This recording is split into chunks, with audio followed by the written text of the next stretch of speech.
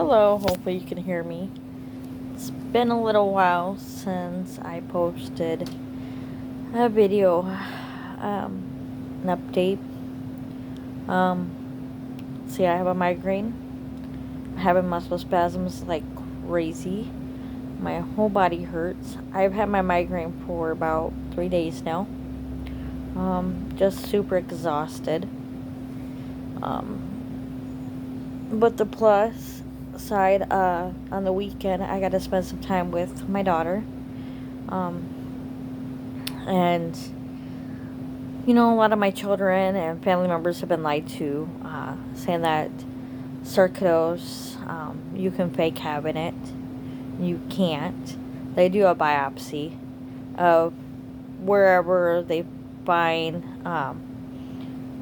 wherever organ they find that is swollen or has stuff in them. I'm not for sure how to explain it. Like with my lungs, they recovered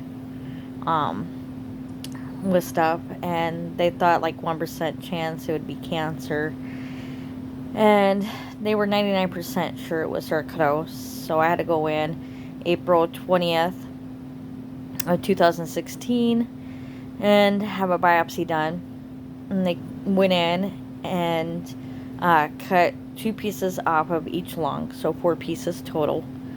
And April 24th, 2016, which was a Sunday, my pulmonary specialist is in the military, and he didn't want me to wait for the results, and he called me to let me know that it was sarcoidosis. I also have sarcoidosis in my eyes. They took a sample. They had to numb my eye first, and after the numbness wore off, it was very painful. At first I thought it was arthritis, but when the results came back, it was sarcoidosis. And then last year, 2019, I had kidney stones, and my gallbladder was filled with stones. And so my stomach specialist, he did surgery, trying to figure out what's going on with my stomach. I'm still on meds just so I can eat. And so he wanted to take a closer look to see what was going on. So he did. And then after my surgery, I went home the same day. He wanted me to do other tests. Papaya test is where you lay flat on the table. It's a metal table. And they pin your arms to your side. And they put an IV in. And it's basically so they can get a better look at your gallbladder. And so you have to lay like that, flat on the table, for an hour. And then after the hour, they start putting the dye through the IV. And then you're like that for another hour. An hour and a half, somewhere around there. And so did that, and then before I did that test, it was all done in one day. They had me do an ultrasound where they checked, my bladder, my liver, my gallbladder, everything. And then I waited, and then I had to go do the papaya test. It's all in one building. And then those results came back, and it showed that my liver was fatty. Well, I don't drink, so there's no reason for my liver to be fat.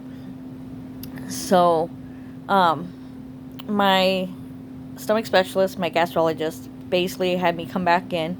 They did blood work, and then it showed that my liver was extremely fatty. So that was a concern. So he set me up with a surgeon, because the surgeon was going to remove my gallbladder.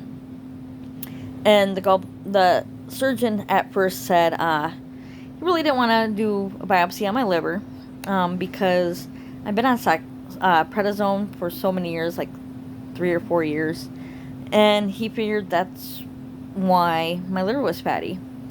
But he said just to make everyone happy and give me a peace of mind, he would do it. And I was super relieved. And he ended up finding while I was in his office too that I had a hernia on my belly button.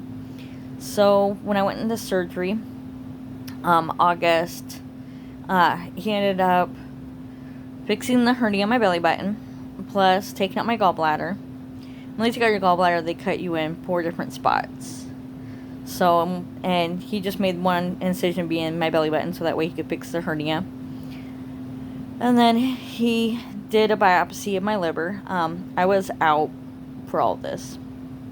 Same with my lung biopsy and my stomach surgery. They put you out.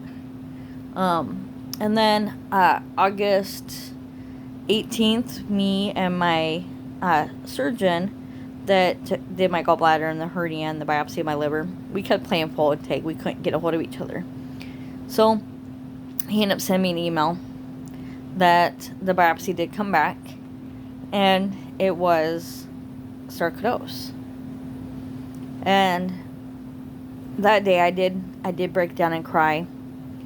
I have to go in every 3 months to get my blood drawn for my thyroid, but I also get it drawn for them to check my liver to make sure it's still working. I haven't lately because of the coronavirus going on. I did last month get my thyroid and liver tested, and only because I had to go in and get a flu shot. Otherwise, I wouldn't have. But I figured since I was already there, my thyroid medication got moved up. My liver results, I haven't heard anything back, so I'm guessing it's still working, because I'm sure I would have heard something if something was wrong. So yeah, I had explained that to my oldest, that you can't fake sarcoidosis. And if I was gonna fake something, it sure as hell wouldn't be an illness that has no cure. If we get a cold or flu, it can kill us. The coronavirus will kill us. So, just some people are just ignorant and just like causing problems, so they like to lie. Like, I even had family members saying that sarcoidosis was catchy, don't be around me. It's not catchy. Everyone gets it a different way. It's just how our body reacts to the environment we're in.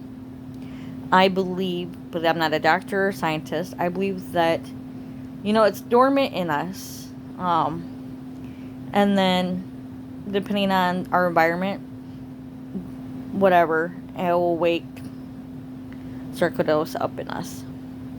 That's what I think, but I'm not a scientist or a doctor. So, some people got it from being around mold. I got it from being around chemicals at work. And I can't work anymore. But everyone's different. Everyone gets it a different way. Some people have family members that have it.